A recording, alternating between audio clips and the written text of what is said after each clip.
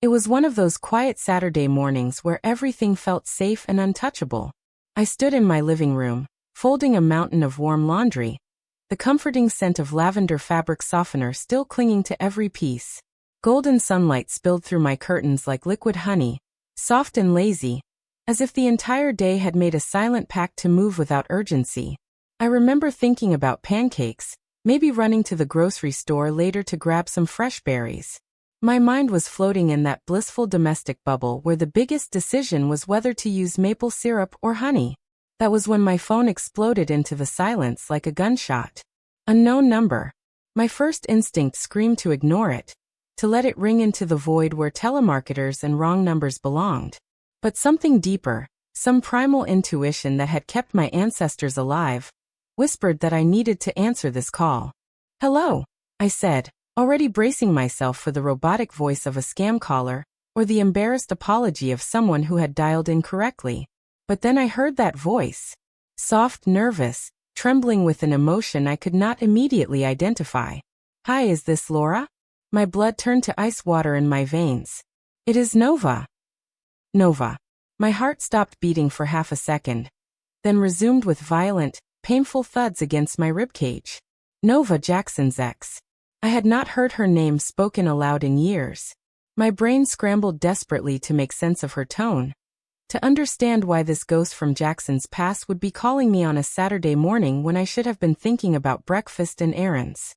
"I just needed to clear the air," she continued, and I could hear her voice shaking like autumn leaves in a storm. "To apologize." Apologize. My stomach clenched into a tight, burning knot. I forced my voice to remain steady, even though my entire world was beginning to tilt on its axis. Apologize for what? That was when she hesitated. And I mean truly deeply hesitated, like someone who had just realized they were standing barefoot in the middle of a minefield, with nowhere safe to step. Then she asked the question that would haunt me forever. "Wait, you do not know?" My entire body went cold. Every nerve ending screamed danger. Every instinct I possessed began shrieking warnings that I was not prepared to hear whatever came next. "Know what, Nova?" I pressed, even though some primitive part of my brain was already screaming the answer. The silence that followed was not just uncomfortable. It was deafening. It was the kind of silence that swallows entire lives, that marks the exact moment when everything you believed about your existence reveals itself to be a carefully constructed lie. And then, like a secret unraveling too fast to stop, she said the words that would shatter my world into a million irreparable pieces. "We have been seeing each other again." I froze. Not the kind of freeze where you pause to think, but the complete, total shutdown of every system in my body. I could not speak.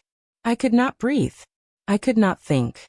It felt like someone had injected liquid nitrogen directly into my spine, crystallizing every vertebra until I was nothing but a statue of shock and disbelief. My hands, still clutching one of Jackson's t-shirts, began to shake so violently that the fabric fluttered like a wounded bird trying to escape my grip. Nova must have realized the magnitude of what she had just done, because she immediately began backpedaling, talking too fast, too soft, stumbling over words like someone trying to unsay the unsayable. She kept repeating that she thought he had told me, that she had not meant for it to come out this way, that she was so sorry, so incredibly sorry. But I could barely hear her over the roaring tsunami of white noise that had filled my head.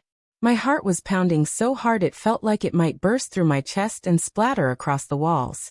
The room began to spin slowly, sickeningly, like I was trapped inside a nightmare carousel that would not stop turning. "I thought he was going to come clean soon," she mumbled, and those words, "come clean," hit me like acid thrown in my face. As if they were doing me some kind of favor by eventually telling me the truth. As if their deception had an expiration date that would somehow make it acceptable. I wanted to scream until my throat bled. I wanted to cry until I had no tears left. I wanted to throw my phone against the wall and watch it explode into 1,000 pieces. But all I could do was stand there, staring at the device like it had personally betrayed me, like it was a weapon that had been turned against my heart. "How long?" I finally whispered, the words scraping against my vocal cords like broken glass. She hesitated again, and in that pause, I could hear my entire marriage crumbling like a house built on sand. "A few months?" she said quietly, and I could hear the question mark in her voice, as if she was hoping I might somehow make this easier for her. My knees nearly buckled. Months. While I had been standing in this very spot, folding his clothes with love and care, he had been folding himself into her arms, her bed, her life. While I had been planning our future, he had been systematically destroying our present. I do not remember how the call ended. I think I hung up on her. Or maybe she hung up on me. Everything after that became a blur of static and disbelief. Just the sound of silence pressing against my eardrums and the slow, torturous realization that my life as I knew it was over.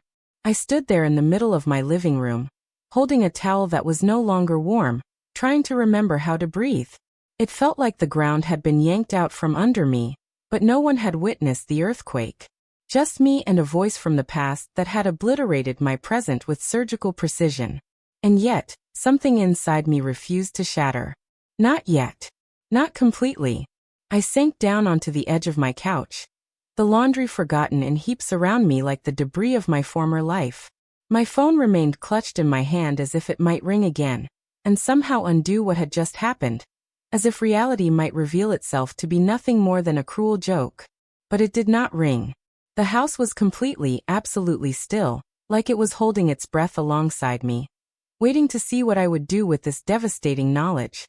I stared at the wall for what felt like hours, but was probably only minutes. My mind began replaying every recent moment with Jackson like a movie reel spinning in reverse. His late nights at the office, claiming he was drowning in deadlines, but never showing signs of stress. The sudden boys' trips with friends I had never met. The way he flinched whenever I reached for his phone, as if I might discover state secrets instead of text messages. The half-smiles that never quite reached his eyes anymore. The distance in his kisses. The way he had started sleeping turned away from me, as if even in unconsciousness he could not bear to face what he was doing. It all started clicking into place with horrifying clarity, like puzzle pieces that had been scattered across months finally forming a picture I had been too naive, too trusting, too loving to see. That phone call had cracked something wide open inside me. Not just heartbreak, but a terrible, crystal-clear understanding of exactly how blind I had been. Nova had called thinking I already knew. That meant she was not confessing out of guilt or conscience. She was trying to ease her own discomfort before Jackson could spin his version of the truth. I was not just being betrayed by my husband. I was being managed, manipulated, treated like a problem to be solved rather than a human being who deserved basic honesty. And that realization made something inside me shift. The hurt began transforming into something sharper, colder, more dangerous.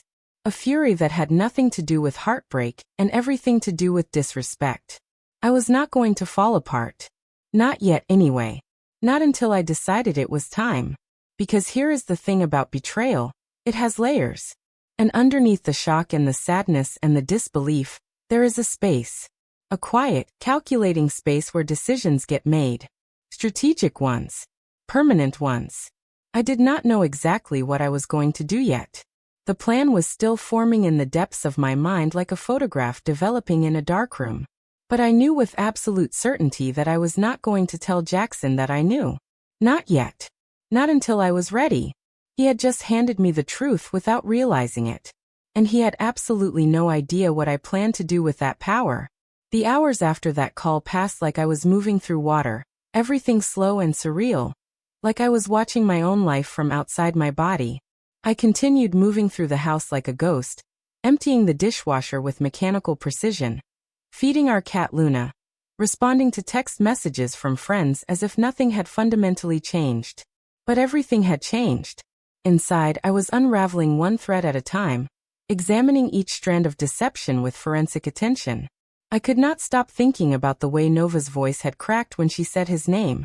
The way she had whispered the confession like she was doing me some kind of favor. And the absolute worst part, she had genuinely believed I already knew. But now that I did know, I could not unsee anything.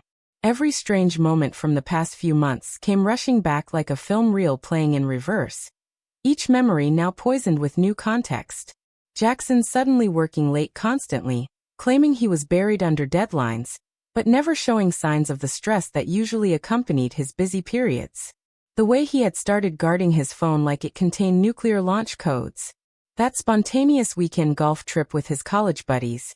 No photos, no tan lines, and suspiciously few stories when he returned. I had brushed them all off because that is what you do when you trust someone completely.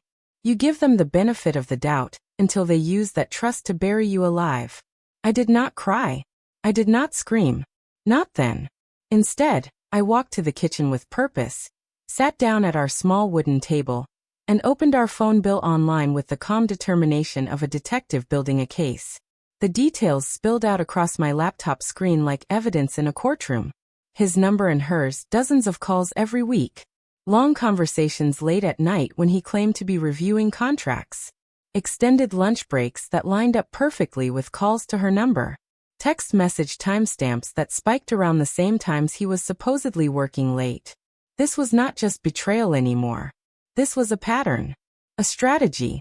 A carefully orchestrated double life where I was nothing more than a stage prop in one performance while he starred in an entirely different production with her. I sat there for a long time, staring at those phone records like they might suddenly rearrange themselves into something less damning. But they would not change. The truth was right there in call logs and timestamps, cruel and undeniable and methodical. He had not just cheated on me. He had built an entire routine around hiding it, a systematic approach to living two lives simultaneously. And Nova's call. That had not been a confession born of guilt. That had been damage control. She had been trying to unburden herself, not protect me. And honestly, that realization stung just as much as the infidelity itself. It was not just betrayal. It was complete and utter disrespect. I had not even been granted the courtesy of a lie to my face. Just silence, hollow routine, morning kisses that meant nothing.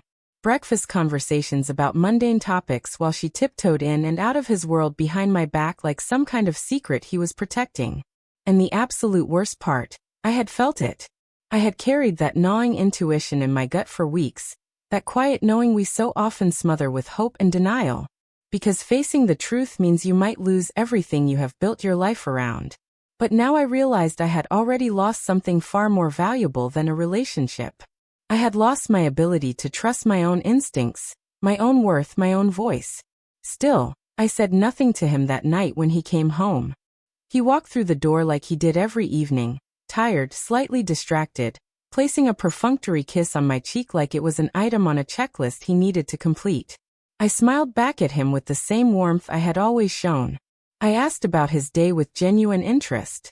I prepared dinner while he rambled about office politics that I now realized probably did not exist. And while he spoke, I nodded appropriately, even laughed at his tired jokes. But inside, I was already gone. Not emotionally, strategically. Because something had clicked into place during those hours of analyzing phone records and replaying conversations. I was not just going to leave him. That would be too easy, too expected, too kind. I was going to take my time. I was going to be methodical. I was going to make sure that when the truth finally came to light, it would be on my terms, in my timing, with the maximum possible impact. I slept beside him that night, listening to the rhythm of his breathing, watching his silhouette outlined in the soft glow of the street lamp outside our bedroom window. He looked peaceful in sleep, safe, like a man with nothing to hide and no secrets eating away at his conscience. It made my skin crawl. I lay there with my eyes wide open while the weight of everything pressed down on my chest like a stone slab. But instead of breaking under that pressure, I started thinking. Really thinking. Not about why he had done this. I was done wasting energy on that question, but about what came next. That was when something inside me hardened into diamond-sharp resolve. I was not going to beg for answers or collapse into his arms crying, asking for the closure he would never provide. I was not going to give him the satisfaction of seeing me destroyed. I deserved better than that. I was not his fragile little secret keeper. I was his wife. And if he did not remember what that meant, I was going to make sure he never forgot what it cost him to underestimate me. So I started sketching a plan. Quietly, carefully, not out of revenge exactly, but out of self-respect. Out of something deeper and more powerful than anger. Because this was not just about what he had done to me. This was about how I was going to respond to it, on my terms, in my time, with my rules. I did not want chaos. I wanted clarity. I wanted justice served cold and precise. I wanted him to look me in the eye one day and realize that I had known all along, that I had chosen to be 5 steps ahead of him every single moment. I would not need to yell. I would not need to fall apart dramatically. When the time came, I would let the truth do all the screaming for me.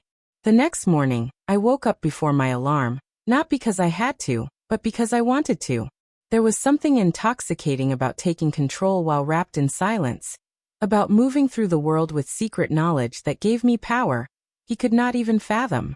I brewed coffee with deliberate care, sat at our kitchen table with my laptop, and typed the words that would begin his destruction. Private investigator near me. It felt surreal at first, like something borrowed from a television drama. But this was not fiction. This was my life, and I was done being a passive character in someone else's story. I had no intention of confronting Jackson with nothing but Nova's word and my own suspicions. I wanted evidence so solid it could not be spun, denied, minimized, or explained away. I wanted truth with teeth, facts that could bite back. By noon, I had an appointment scheduled for the following day. The investigator was exactly what I needed: discreet, efficient, and unfortunately far too experienced in cases exactly like mine. I told him I wanted confirmation, not because I doubted Nova's confession, but because I needed more than her word to build my case. I needed timelines, photographs, receipts. I wanted to see where they met, how often they saw each other, how brazen they had become in their deception. Within days, I had everything I needed and more. Photographs of them at a boutique hotel downtown, the kind of place that charges by the hour and asks no questions.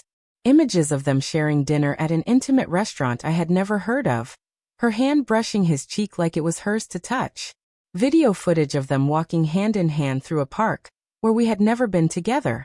And the worst part of all, in every single image he looked genuinely happy. Not guilty, not conflicted, not tormented by what he was doing to our marriage. Just purely, radiantly happy, like our life together was not even a shadow on his conscience. That realization hit me harder than any explicit proof of infidelity. This was not just cheating. This was complete emotional erasure. He had built an entirely separate world where I simply did not exist, where our marriage was nothing more than an inconvenient detail to be managed. And that, more than anything else, was what drove me to make an appointment with a divorce attorney the very next morning. Not to discuss whether I would leave him. That decision had been made the moment I saw him smile in those photographs. But to discuss how I would leave him, and what I could take with me when I did. The attorney was sharp, composed, and refreshingly direct. She did not waste time on false sympathy or meaningless pleasantries, which I appreciated more than I could express. She laid out my options in clean, precise lines: assets, leverage, potential outcomes. I handed her the file I had been building methodically. Printed text messages, detailed call logs, bank statements showing unexplained charges, copies of every photograph the investigator had captured. She flipped through the evidence quietly, nodding with professional approval. "You have done your homework," she said, and there was genuine respect in her voice. I had done my homework because this was not about emotional pain anymore. This was about precision. I was not leaving this marriage broken and empty-handed. I was leaving it prepared and empowered. But first, I had to play my role a little longer. So I slipped back into the performance of being the unsuspecting wife. I laughed at his increasingly tired jokes. I cooked his favorite meals with the same care I had always shown. I kissed him goodnight with lips that tasted like lies. All while legal paperwork moved forward behind the scenes like clockwork. All while evidence piled up in file folders he would never see coming. It was exhausting, but it was also empowering in a way I had never experienced before. Like I possessed a secret strength wrapped in perfect calm. He had absolutely no idea what was happening right under his nose. And that ignorance was my greatest weapon. The more he believed I was in the dark, the more power I accumulated in my hands. Every day he maintained his charade. Every night he came home and pretended to be the devoted husband. He was actually helping me build the case that would destroy him. Then I decided it was time to plant the final seed of his destruction. "I want to plan something special," I told him one evening, keeping my voice light and loving. "A nice dinner this weekend. Just us. No distractions.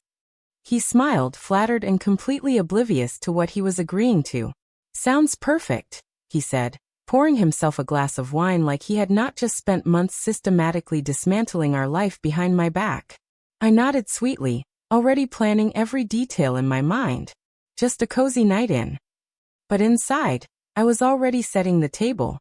Not for romance, but for revelation.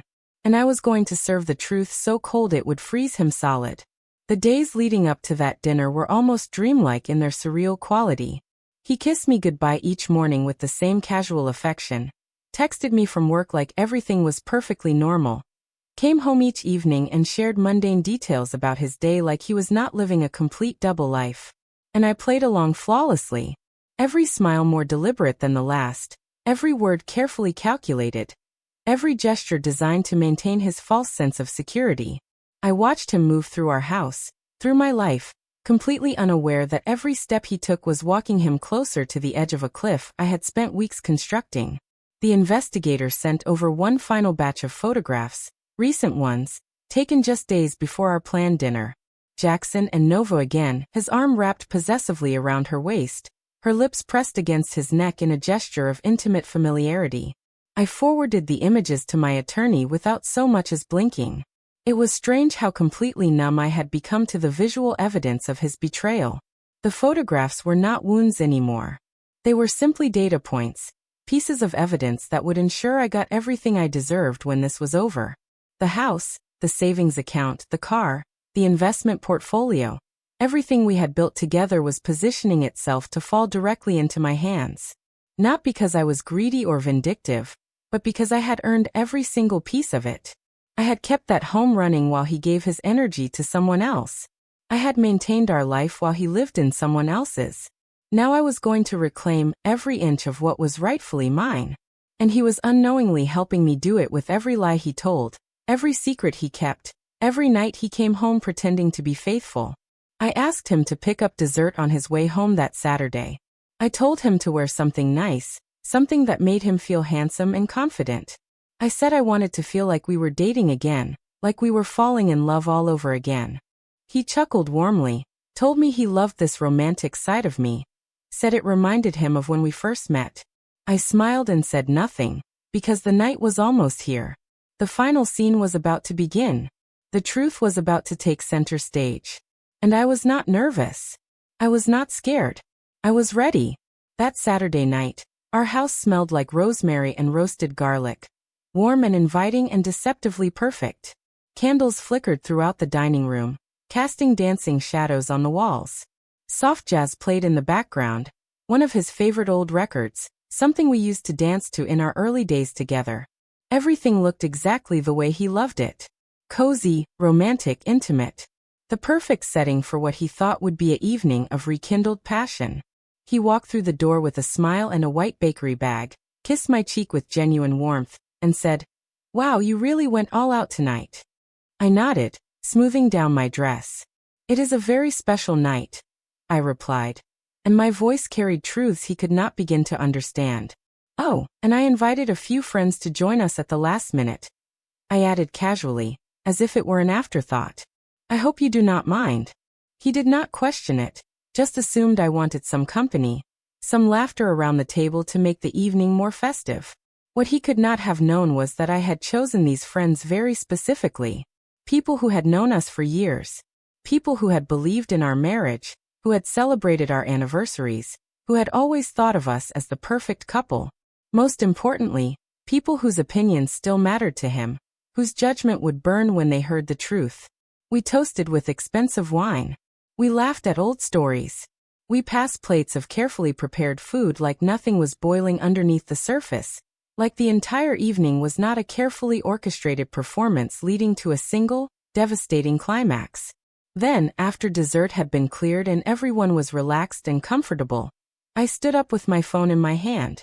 "I actually have a little surprise," I said, pretending to fumble with the device like I was nervous about some romantic gesture. "Something I want to share with everyone." Jackson looked up at me with curiosity mixed with affection, probably expecting a slideshow of vacation photos or a video message from a mutual friend. "I had the most interesting phone call earlier this week," I continued, my voice perfectly steady. Someone wanted to apologize for something. That got everyone's attention. The conversation around the table died as all eyes turned to me, waiting to see where this was going. I tapped the screen and Nova's voice spilled out through the speaker, soft and nervous and unmistakably clear in the sudden silence. We have been seeing each other again. The reaction was immediate and devastating. Someone gasped audibly. A fork clattered against a plate. The silence that followed was not just uncomfortable, it was suffocating. But I kept my eyes on Jackson's face, watching every emotion crash across it like waves against rocks. Shock, denial, panic, calculation. All of it happening in the space of seconds while Nova's voice continued playing, confessing every ugly detail with trembling guilt. You could hear the entire room breathing. No one moved. No one blinked.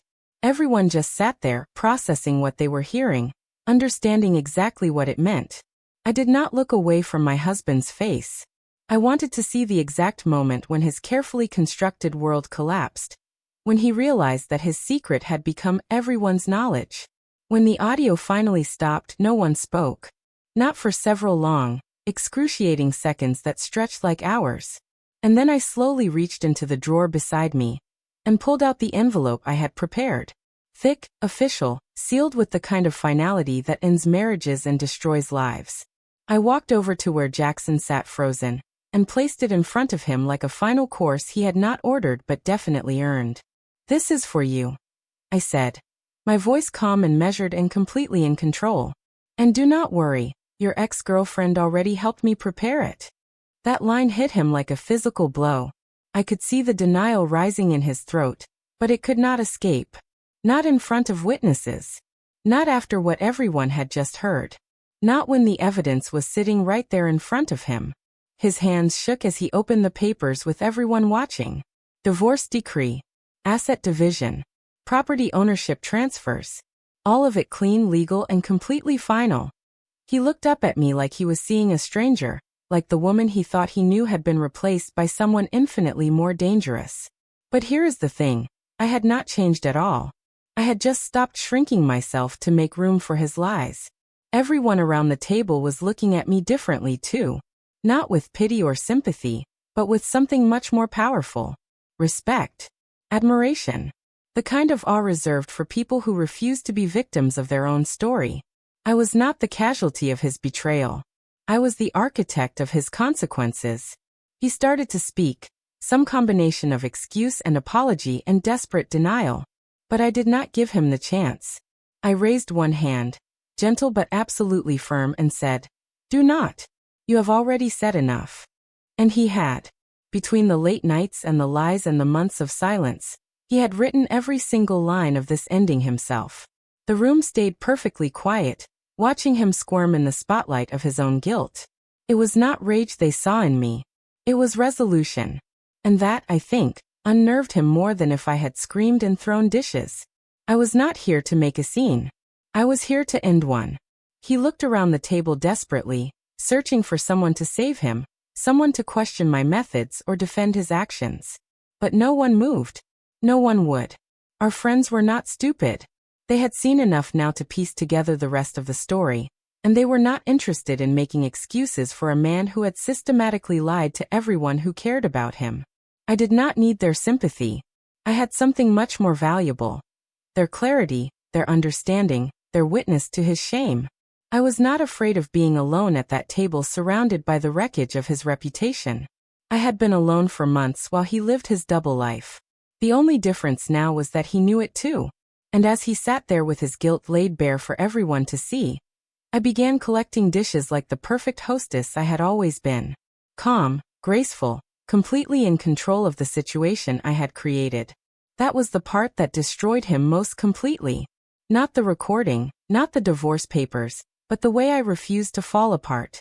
The way I had orchestrated the entire evening like a conductor leading an orchestra through a symphony of consequences. I had built the entire night like a house of mirrors, letting him catch a glimpse of himself from every possible angle. No distortion, no excuses, just truth framed and perfectly lit. And while he tried to catch his breath in a room that suddenly felt too small to contain his shame, I looked across the table at the woman I used to be. The one who had folded his laundry and ignored her instincts and smiled through his lies. She finally had her moment. She finally had her justice. She finally had her voice. The divorce went through faster than anyone expected, probably because Jackson just wanted it over with. He wanted to disappear before the weight of what he had done could crush whatever dignity he had left, before more people found out exactly what kind of man he really was. And honestly, I did not try to stop him. I did not drag it out or make it more painful than necessary. I kept the house, the savings account, the car, the investment portfolio. But more importantly, I kept my peace of mind. My nights became quiet again. Not the hollow quiet of loneliness, but the rich, full quiet of freedom. No more waiting for footsteps that came too late. No more pretending I could not smell unfamiliar perfume on his shirts. No more lying awake wondering why the man beside me felt like a stranger. Nova disappeared from the picture within 2 weeks of that dinner. Once Jackson moved out, she was gone too. No dramatic goodbye, no public confrontation, just vanished like smoke. Maybe she realized that if he could lie to me for months, he could just as easily lie to her. Maybe she got whatever she came for and lost interest. Maybe she finally understood what it meant to be the other woman in a story that was never really about her. Either way, her problems were not mine anymore. I was not interested in their mess, their drama, their inevitable destruction of each other. I had cleaned up enough wreckage already. The house was truly mine again for the first time in months. I started repainting walls, rearranging furniture, pulling his abandoned belongings from drawers and closets and setting them by the door in neat boxes, one at a time. There was something sacred in the process, something healing about reclaiming every inch of space that had been contaminated by his lies. Every corner I touched felt lighter, more authentic, more genuinely mine. I was not just moving on from the end of my marriage. I was rebuilding myself from the ground up. Not as a woman scorned or a victim of betrayal, but as someone who had learned exactly what she was worth and exactly what she would no longer tolerate. Some mornings I would catch myself reaching for 2 coffee mugs instead of one.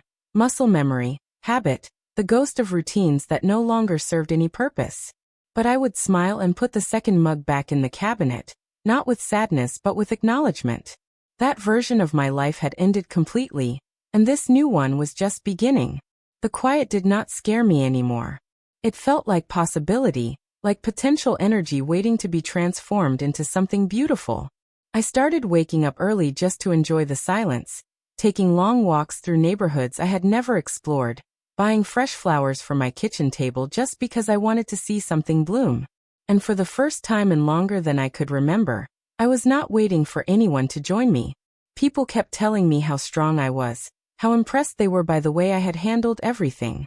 But strength was not what had carried me through this experience. It was clarity. The moment I stopped asking why he had betrayed me and started asking what I was going to do about it, everything shifted. I stopped clinging to the version of Jackson I had fallen in love with and started accepting the one I had actually been married to. That was the hardest part. Not the betrayal itself, but the acceptance of who he really was underneath the mask he had worn for me. Once I made peace with that truth, once I stopped fighting reality and started working with it, I became unstoppable. And the people around me noticed that transformation. They watched me rise from the ashes of my marriage, and they chose to stand with me. Friends who had seemed uncertain about taking sides suddenly started calling more often. Family members reached out with genuine warmth in their voices. No one blamed me anymore for being blindsided by his deception. Instead, they admired the way I had handled it, with dignity, with strategy, with my head held high and my spine straight. I had not just survived betrayal. I had walked through fire carrying my own bucket of water, poured it over the flames, and built something better from what remained. The final thing I did was clean out the last drawer in our hallway.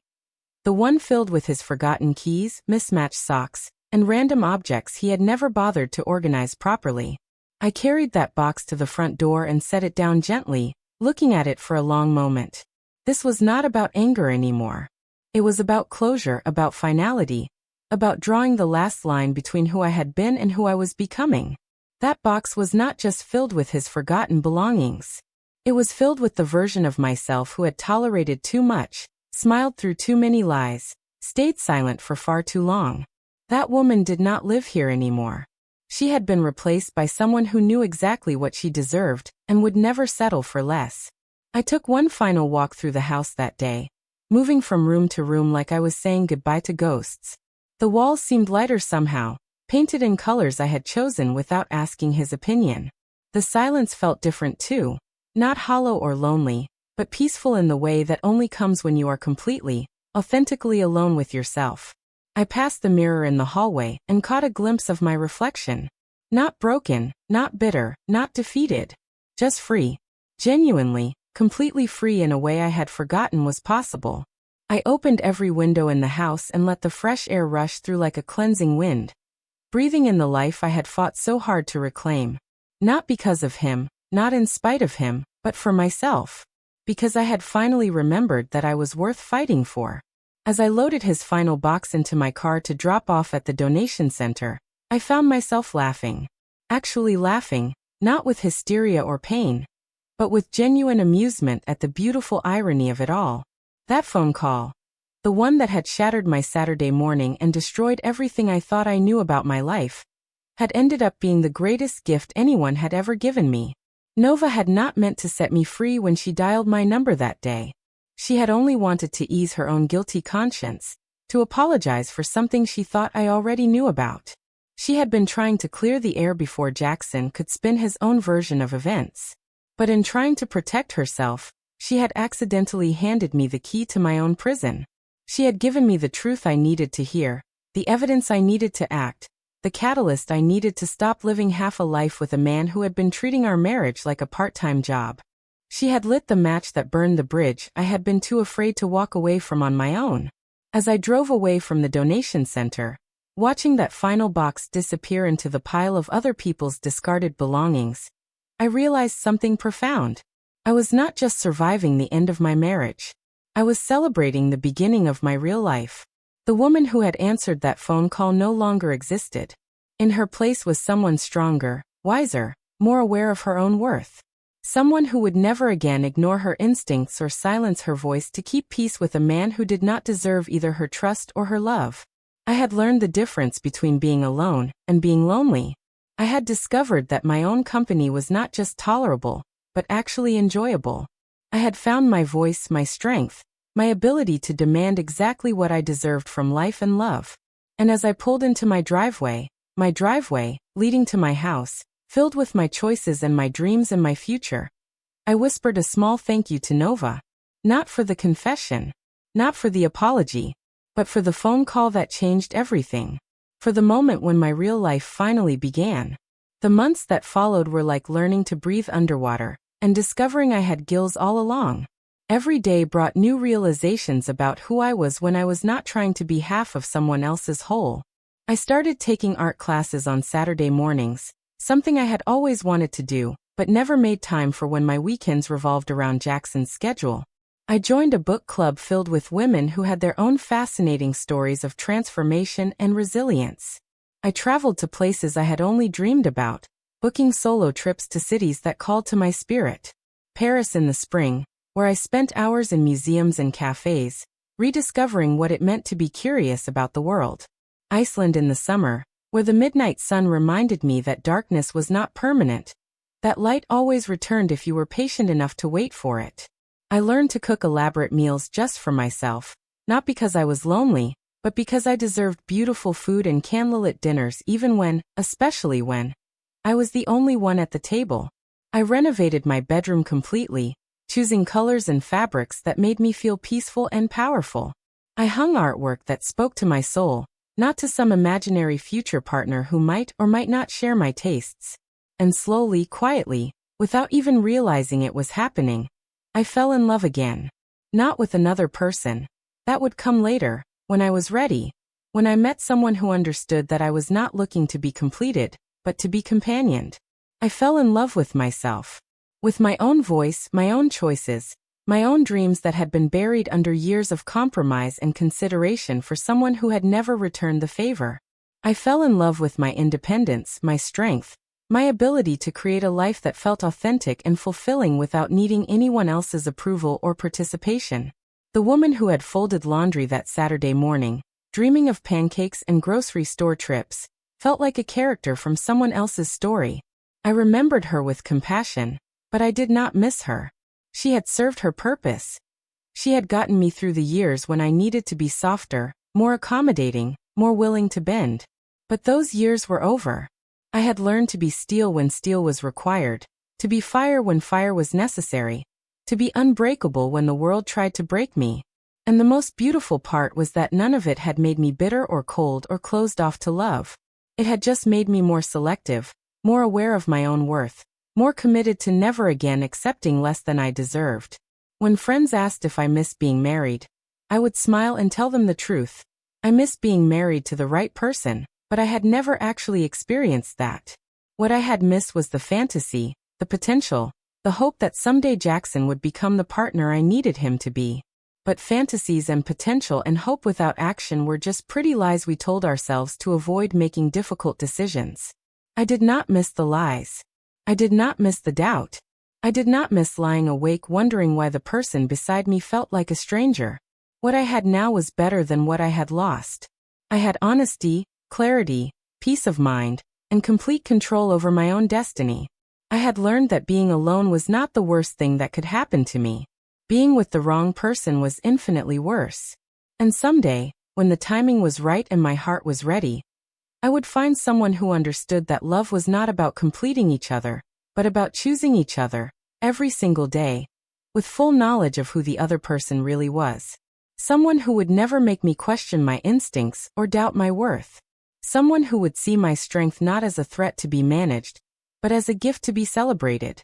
But until then, I was perfectly content being the heroine of my own story, the author of my own happy ending, the architect of a life built on truth instead of comfortable lies. That phone call had destroyed everything I thought I wanted. And in doing so, it had given me everything I actually needed. My name, my voice, my power, my peace. My life. Finally, completely, authentically mine. As I sat in my kitchen on a Sunday morning exactly 1 year later, drinking coffee from a single mug and reading a book I had chosen purely for my own enjoyment, I realized something that made me smile.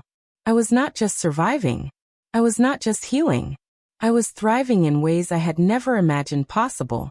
The phone rang, a number I recognized this time, a friend calling to invite me to brunch. As I reached for the device, I felt nothing but gratitude for the technology that had once delivered devastating news, but now connected me to people who truly cared about my happiness. "Hello," I answered, and my voice was strong and clear and completely my own. Just the way it should be. Just the way it would always be from now on. Because I had learned the most important lesson of all, that the person who answers the phone gets to decide what to do with whatever message they receive. And I would never again let anyone else's truth become my prison.